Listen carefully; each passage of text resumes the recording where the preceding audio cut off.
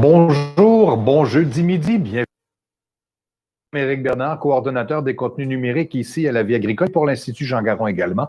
Mes collègues Yannick Petelli, éditeur de La Vie agricole, et Guy Duval, celui qui fait la revue de presse quotidienne avec nous, sont en attente bien sûr de nous présenter leur contenu. Notre invité aujourd'hui, Jean-Marie Sérony, il est agroéconomiste. Vous ferez connaissance avec M. Sérony dans un petit instant. Yannick est là bien sûr, comme panéliste invité aujourd'hui ou co-animateur.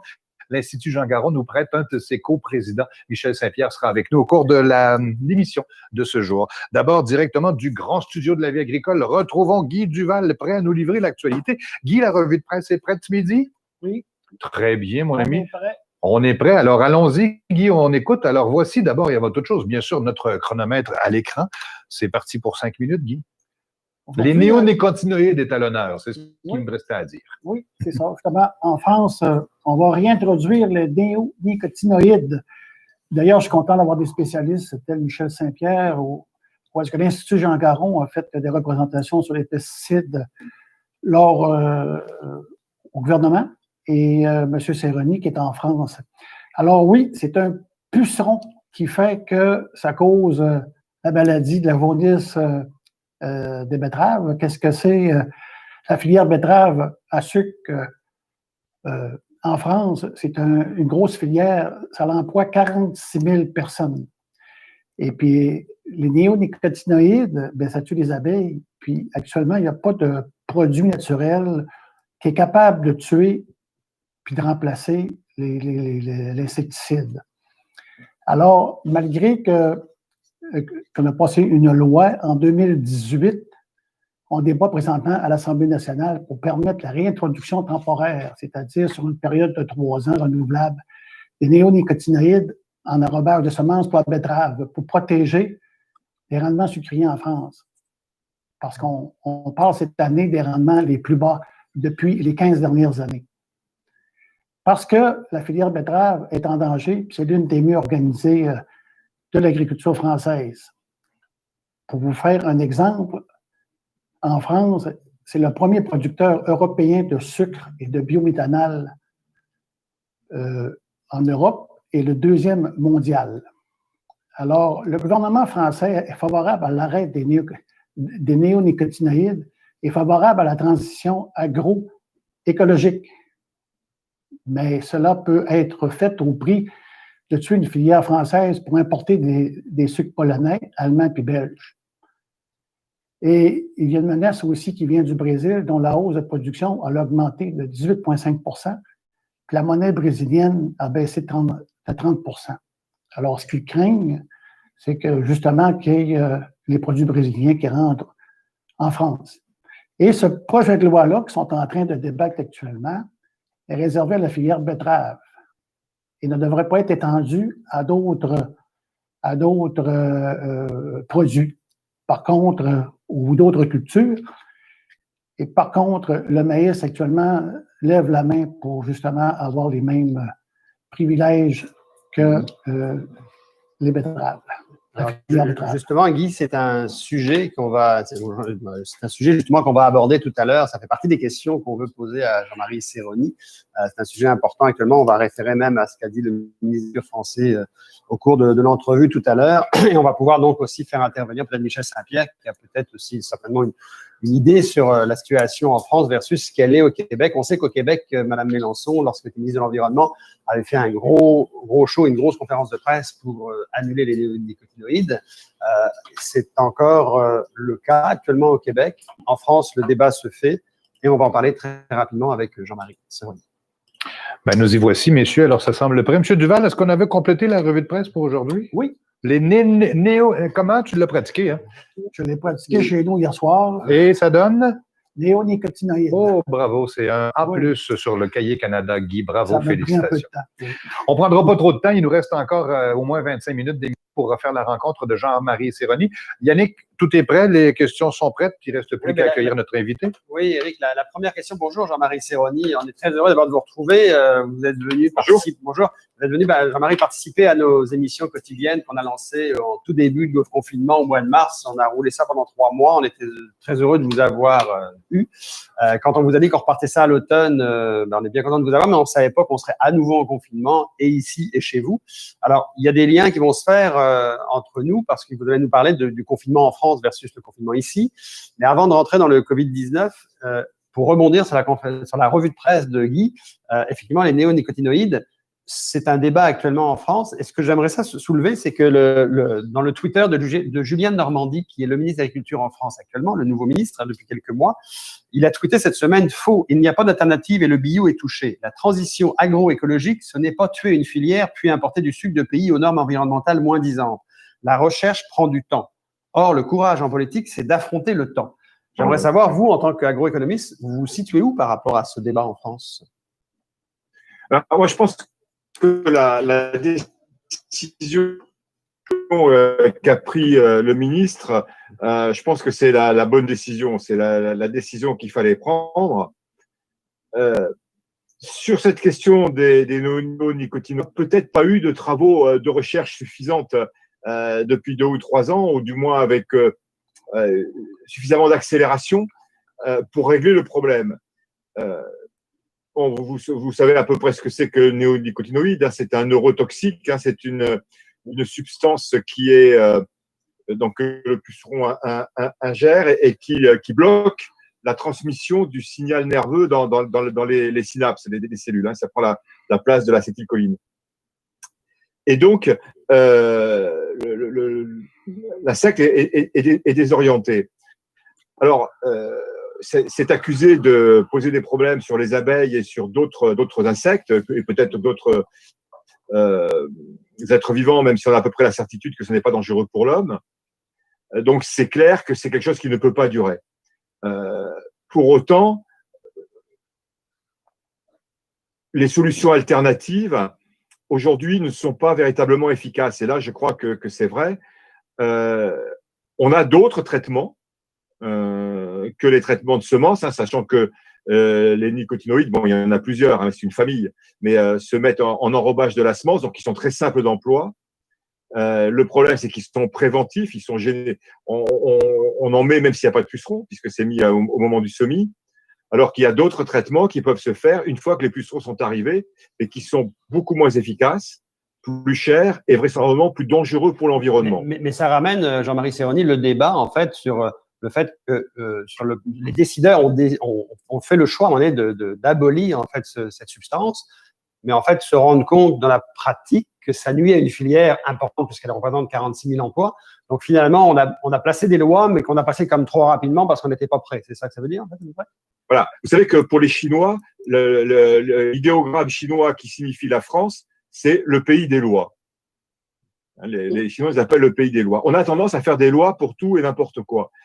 Et en Europe, on est le seul pays à avoir interdit les néonicotinoïdes par la loi. La plupart des autres pays l'ont fait par le règlement, ce qui leur a permis rapidement de corriger le tir quand il y a eu les infestations en début de saison, même l'année dernière.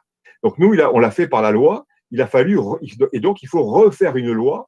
Donc tout le débat au Parlement et qui ravive plein de choses. Qui plus est, à 18 mois d'une élection présidentielle, après des élections municipales qui ont vu une victoire importante dans des grandes villes des écologistes. Donc, il y a un contexte très compliqué qui dépasse bien la question technique et très complexe des néonicotinoïdes. Je pense personnellement qu'on n'aurait jamais dû passer par la loi. C'est le règlement. Alors justement, vous m'amenez sur le terrain des écologistes. Alors avant de parler du Covid-19, on va parler des écologistes parce que il y a aussi quelque chose qui était surprenant. J'ai fait ma petite revue de presse française ces dernières semaines. Puis effectivement, oui, j'ai suivi les municipales où les écologistes ont fait des très bons points. Et puis c'est très bien en soi.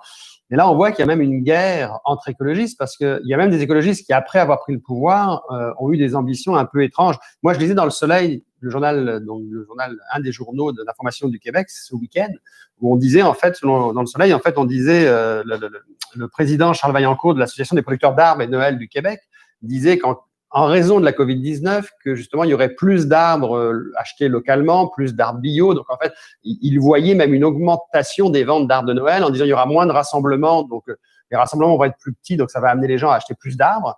En France, c'est pas ça, parce que le maire de Bordeaux est sorti en disant que fallait pas tuer les arbres, donc fallait plus mettre de sapin de Noël dans la ville. Et là, on a même vu après sortir des écologistes en vue, comme Ségolène Royal, qui semblaient dire que certains écologistes vont tuer l'écologie. Est-ce que la France est tombée sur la tête ou quoi? Alors, la France, je pense pas. Le nouveau maire de Bordeaux, je suis bordelais, moi, d'origine. Je suis né à Bordeaux, j'ai passé toute ma jeunesse et mon enfance jusqu'à une vingtaine d'années. Je ne sais pas ce qu'il lui a pris, je ne connais pas ce monsieur, je n'en avais jamais entendu parler. Et je m'excuse, je vais être un peu vulgaire, mais il a sorti un ramassis de conneries, quoi. Un ramassis de conneries. Et j'ai écouté 2 fois, mais c'est un monument, hein. Non pas ce monsieur, mais ce qu'il dit. Il dit qu'on ne va pas revégétaliser avec des arbres morts. Les arbres de Noël, c'est jamais été fait pour revégétaliser. Et puis, il sait pas que les arbres de Noël, c'est une culture. On plante des sapins ou parfois des épicéas spécialement pour en faire des cultures. Il n'a jamais vu ça. Il n'est peut-être jamais sorti de la place Péberlan. C'est la place sur laquelle il y a la mairie à Bordeaux. C'est assez sidérant, quoi. Hein. Alors, il y a une écologiste assez virulente, une journaliste, Isabelle Saporta, qui a dit sur une chaîne, on est vraiment mal barrés, les écologistes, et puis c'est la femme de Yannick Jadot, par ailleurs dans le privé. Elle dit, si nous sortent une connerie par jour, on est mal parti. Mais je crois qu'elle avait raison. Là, pendant un point, il y a eu un festival. Il y en a d'autres qui voulaient pas voir le Tour de France passer chez eux parce que c'est le vélo, enfin non pas tellement vélo, mais la caravane publicitaire. Voilà. Donc ils ont essayé. Je crois que tous les nouveaux maires ont essayé d'avoir des marqueurs puissants. Donc il y a des maires écologistes qui ont mis des marqueurs sociaux, qui ont mis en place. Et puis lui, je sais pas, il s'est pris avec l'histoire du sapin de Noël. C'est vraiment une grosse connerie, quoi. Enfin, ça veut rien dire.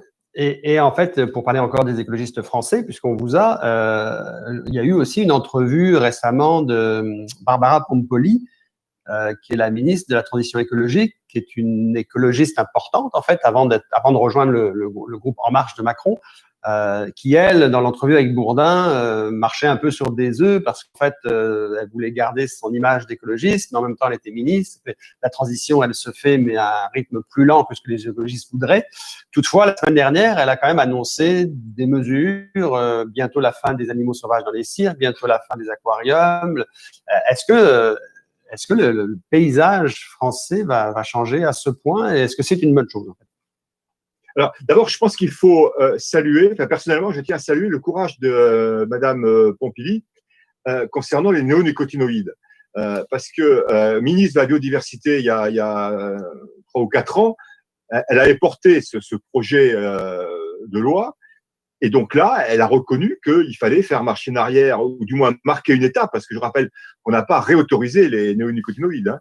Le projet de loi qui a été voté ce matin, en première lecture à l'Assemblée, donne une dérogation d'1 an renouvelable 2 fois, donc pour 3 ans. Donc on les réautorise pas, hein, on donne un petit délai supplémentaire. Je trouve que c'est politiquement courageux de dire il faut, on est allé trop vite, ou du moins les chercheurs, les travaux ne sont pas allés assez vite, on n'a pas de solution, donc on est pragmatique et c'est pas un recul, mais il faut avancer à la vitesse des compromis. Après, la question des animaux de cirque et puis tout ce qu'elle a annoncé là, la fermeture des élevages de visons, il y en a 4 en France, élevages de visons, hein. Apparemment il y en a 4, et les animaux de cirque, ce que j'ai lu dans la presse, c'est qu'il y en avait 500, les fauves. Ce qu'il faut savoir, c'est qu'on a un nouveau dispositif en France qui a été adopté, je sais plus, il y a 2 ou 3 ans, qu'on appelle le RIP, le référendum d'initiative partagée. Mmh. C'est-à-dire que on peut soumettre à référendum, alors que jusqu'à présent, il n'y avait que le président de la République qui pouvait lancer un référendum. on peut lancer un référendum dès lors que 180 parlementaires sur 800 qu'il y en a en France, au Sénat et à l'Assemblée, dans les deux chambres, 180 parlementaires proposent ce référendum et que 4,7 millions d'électeurs signent pour demander ce référendum. Et donc là, au début de l'été, il y a un RIP qui a été lancé sur le statut animal, qui comporte 5 dispositions, dont une sur justement les animaux de cirque, une sur les animaux à fourrure, une sur la chasse à courre, et 2 concernant l'élevage intensif et les animaux en cage. Et ce RIP est soutenu notamment par des investisseurs des biotechnologies, du numérique, pardon, qui ont par ailleurs investi dans les viandes artificielles. Donc, qui sont les Xavier Niel de ce monde, qui ont investi dans les nouveaux paysans, etc. Voilà. Et donc, derrière ça, il y a toute une espèce de, comment dire, non pas de vague, c'est pas du tout péjoratif ce que je veux dire, mais il y a toute une ébullition derrière cette question-là. Et il y a un groupe qui sont des dissidents d'En Marche, notamment dans un des plus en vue, c'est Cédric Villani, le grand mathématicien français, qui ont quitté En Marche. Et ce groupe a déposé un projet de loi qui reprend un peu ces questions, pour prendre un peu tout le monde de vitesse et faire parler de lui. Et donc, j'imagine, là, c'est une interprétation personnelle, que ce que fait Madame Pompili, c'est un peu une espèce de surenchère, de course de vitesse, de course à l'échalote, comme on dit chez nous, entre ces différents éléments. Et elle a choisi 2 dispositions qui sont vraies, c'est lâcher 40 millions de poulets, et je crois qu'il faudrait 100 000 hectares pour mettre les cochons. Et nos grands-parents mettaient les cochons, ils n'étaient pas dehors, ils étaient dans une… Oui, d'ailleurs, il y a eu une tentative de mettre des lapins dehors il y a 2 semaines en France, ils sont tous morts dans la nuit. Voilà, les lapins, ils sont dans des clapiers, ils courent pas dehors, quoi. Enfin, on a besoin de… Je crois que Yannick, dans le petit message que tu m'avais mis, c'était en gros, est-ce que les Français sont tombés sur la tête? Il faut éviter, quoi. Les Gaulois, on a peur que le ciel nous tombe sur la tête, mais nous ne mettons pas la tête nous-mêmes par terre, quoi. Alors, Jean-Marc Séronier, on va profiter qu'on a Michel Saint-Pierre avec nous également, parce que j'aimerais ça qu'on pourrait nous parler de la situation du Covid-19 aussi en France, le confinement qui revient, de même que le confinement qui revient au Québec.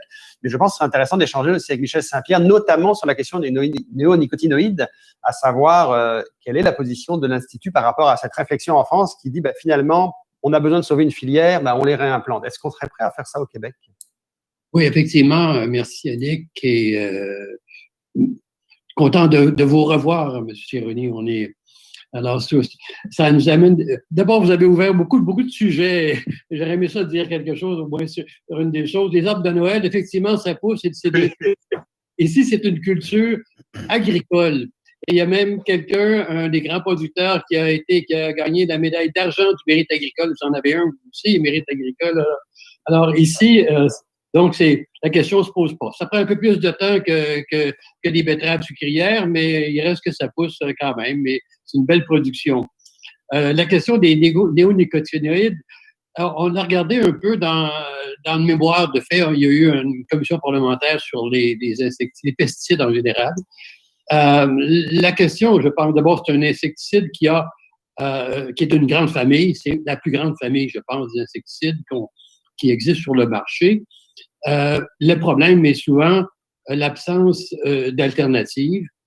Par contre, dans le cas du maïs grain qui a été largement utilisé, c'était le semence étant enrobé, il y a eu un règlement justement pour restreindre ou empêcher cette chose-là. Il y a eu évidemment des cas d'exception qui ont été acceptés, mais en général, le maïs grain aujourd'hui est semé sans néonicotinoïdes, sans enrobage. Peut-être que Yann pourrait me corriger si je fais erreur de ce côté-là, mais l'idée du règlement, c'était de l'exclure.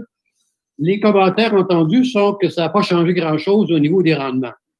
Des commentaires relativement positifs. Donc, je pense que plusieurs des producteurs importants de maïs grain ont dit simplement, on n'a rien perdu avec ça. Peut-être qu'une année particulière, ça pourrait être le cas, comme vous vivez actuellement sur la question de la betterave sucrière. Mais dans le cas présent, on a tourné la page. Est-ce qu'au Québec, Michel ou Yann, c'est inscrit, comme disait Jean-Marie Séroni, aussi dans la loi, ou on y est allé par règlement et on aurait plus de souplesse pour réintroduire les nicotinoïdes au besoin? Ah, ben c'est toujours la même chose. Il faut presque éviter de faire adopter des lois comme ça pour baliser des situations qui peuvent très bien se faire à l'intérieur des règlements de chacun il y a tellement de lois, de toute façon. Là, on parle de la loi sur l'environnement, par exemple, qui est utilisée avec une réglementation et c'est beaucoup plus souple. Ça évite justement de se retrouver dans une sorte d'impasse comme vous vivez actuellement. Mais c'était une erreur de faire des lois, et vous l'avez dit vous-même, c'est le pays des lois et on en fait pour tout et pour rien. Puis, c'est comme si les gens se régalent de lois qu'on fait.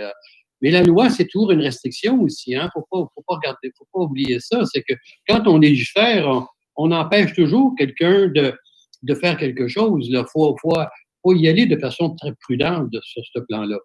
Disons que c'est un point de vue personnel, mais quand j'étais au ministère de l'Agriculture, j'évitais de faire adopter des lois justement pour cette raison-là, parce qu'il faut vivre avec, et c'est très, très difficile d'arriver par la suite, d'une part devant l'Assemblée nationale, mais aussi devant les citoyens, de dire on change une loi, donc on réintroduit quelque chose. Les citoyens sont perdus dans cette situation-là. Je pense que c'est le cas un peu que vous vivez là-bas aussi. Hein? Oui, Yann. Là-bas, c'est chez nous, là, autrefois. Là. Oui. Yann Turmé, une question pour M. Séroni? Ben, pas pour l'instant. Il abordait beaucoup de sujets là, qui prendraient beaucoup plus qu'une qu'une réunion, là, notamment toute la production animale, les cages, le lapin qui m'intéresse beaucoup, qui est un débat assez virulent un peu partout dans le monde occidental. Je vais réserver mes questions pour d'autres journées. Combien de temps est-ce qu'il nous reste? Il nous reste 5 minutes. 8 minutes, exactement, me dit la régie. Parce que moi, j'avais une question. D'abord, je regardais votre blog, M. Séroni, puis à un moment donné, vous dites, et je pense que c'est un constat assez important, la diversité de performance dans l'agriculture est probablement le plus grand problème qu'on vit.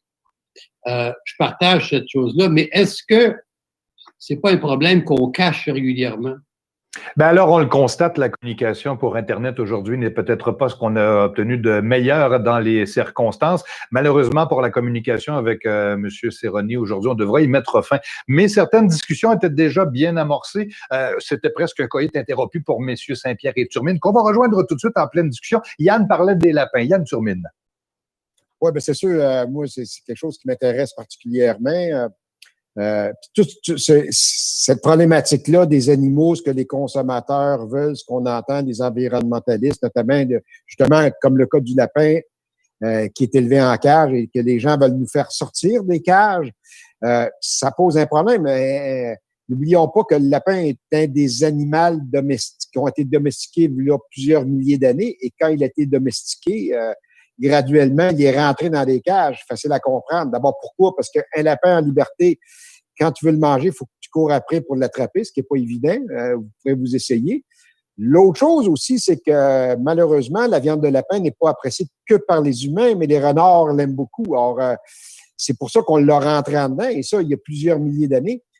Génétique faisant, sélection naturelle faisant, le lapin s'est adapté à ces conditions-là de domestication qui étaient dans une cage ou dans des petites maisons en bois enfermées. Et l'animal a évolué comme ça. Aujourd'hui, si on voulait essayer de le sortir de sa cage, de le remettre dans des parcs, ben l'animal est très stressé. D'ailleurs, dans les dernières années, il y a eu beaucoup de tentatives qui ont été faites dans ce sens-là. Et ce qu'on observe, c'est des mortalités très, très élevées. Il y a certaines expériences jusqu'à 40% de mortalité, tout simplement parce que le lapin est tellement stressé à ne pas être enfermé qu'il en meurt. C'est un animal qui est très sensible au stress. Or, et ça va prendre possiblement des dizaines et des dizaines d'années de sélection intensive là, pour, revenir sur des milliers de sélections naturelles là, pour avoir des animaux performants qui vont être capables de vivre hors cage. Alors ça, c'est des exemples que c'est pas si facile à faire. C'est la même chose pour les poules, c'est la même chose pour les poules qu'on a aujourd'hui sont très, très loin de la poule sauvage, là, de l'avant de la domestication d'il y a quelques milliers d'années. Ah oui, tout à fait. Je trouve que c'est une histoire intéressante à raconter parce que ça nous ramène un peu à tout le phénomène de domestication des animaux qui sont devenus des animaux de ferme, bon, qui ont des fonctions. Bon, revenir en arrière, c'est pas impossible, mais comme tu mentionnais, Yann, ça peut exiger beaucoup de temps, beaucoup de travail, beaucoup de sélection également, pour retrouver des géniteurs plus résistants. J'ai passé un petit bout de temps dans le domaine génétique, moi là, et je sais qu'est-ce que c'est que la sélection génétique. Donc, c'est une science extrêmement complexe que celle-là. Et j'aurais aimé ça revenir sur un point, la question que je lui posais, parce que dans le fond, ça vient de lui. Je lisais dans un de ses écrits ou dans un de ses blogs, qu'est-ce que c'était, il disait que le plus grand problème de l'industrie, puis par l'agriculture en France, c'est la diversité de performances. Ça veut dire, dans le fond, en d'autres mots, les écarts de coûts de production dans une même production. Chose dont on parle peu ou presque jamais, c'est presque un tabou en fait. On ne veut pas trop savoir pourquoi il y a tant d'écarts entre des groupes de producteurs. Bien sûr qu'il y a des raisons qui s'expliquent par ce qu'on appelle économie d'échelle, oui. Mais les écarts sont beaucoup plus grands que ça. Et quand on fait des coûts de production moyens, on devrait arrêter pour comprendre pourquoi il y a tant d'écarts que ça. Il y a certainement des améliorations à apporter pour trouver un peu plus vers un coût moyen qui est beaucoup moins éclaté que ce qu'on a actuellement. Et en agriculture, dans beaucoup de productions, c'est ce qu'on observe.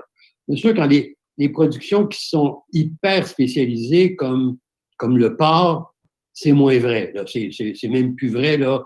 Les écarts sont beaucoup rétrécis. Pour ainsi dire, il y a un coût de production qui est quasiment moyen puis qui représente à peu près tout le monde. Mais dans beaucoup d'autres productions, ces écarts-là sont, moi je l'avais constaté dans le domaine de l'agneau à titre d'exemple, entre les performances de quelques producteurs, puis pas nécessairement les plus gros, et d'autres, c'était le jour et la nuit. Donc, quand on parle d'un secteur ou d'une agriculture au Québec, c'est pour nous aussi, comme notre ami disait, comme pour la France, une grande question existentielle. L'avenir de nos secteurs agricoles doit quand même reposer sur un bon questionnement. Pourquoi il y a tant d'écarts et comment s'y rapprocher de ça? Bon, je pourrais en ajouter sur le fait qu'on a peut-être un petit peu abandonné au fil des ans le conseil technique qui visait justement à s'assurer que les gens le font de la meilleure façon possible.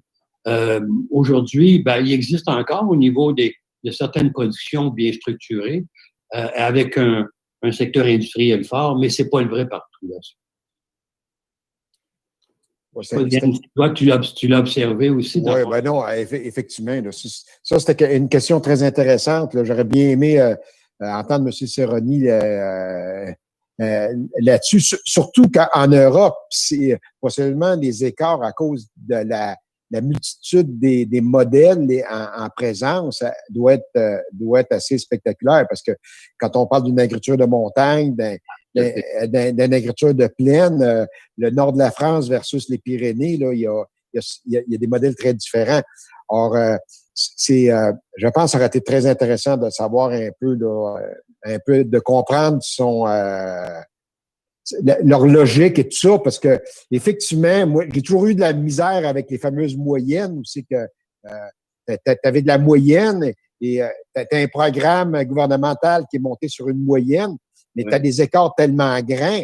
Et à un moment donné, ces écarts viennent à mettre en péril certains modèles. Parce qu'à un moment donné, il peut y avoir des écarts qui peuvent être compréhensibles, mais il y a des écarts qui sont non compréhensibles. Mais de marcher sur des moyennes, Non. C'est ça. Mais messieurs, comme vous le disiez tout à l'heure, comme Éric nous le disait, Jean-Marie Serroni, on l'a perdu. L'Internet a lâché en France à Bayeux. Il y a eu quelques soucis. Il nous a quittés en cours d'émission. Mais on va s'organiser, en fait, pour l'avoir à nouveau, un peu sur le modèle d'Étienne Fourmont, qui, lui, va venir tous les 15 jours nous retrouver. Je ne sais pas si Jean-Marie Serroni aura de la disposition tout l'automne, tous les 15 jours, mais assurément, on va essayer d'ici une quinzaine de jours de l'avoir à nouveau et on pourra approfondir justement avec lui toutes les questions que vous avez encore à lui poser sur cette diversité agricole française.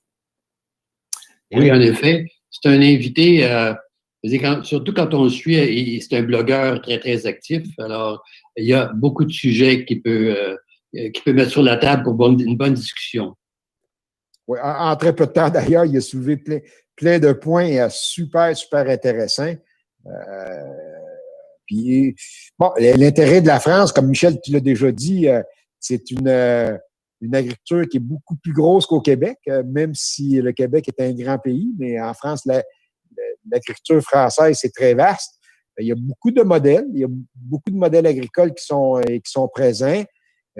Contrairement à nous autres, il y a très peu de modèles agricoles au Québec. Là. Il n'y en a pas tant que ça comparativement à la France.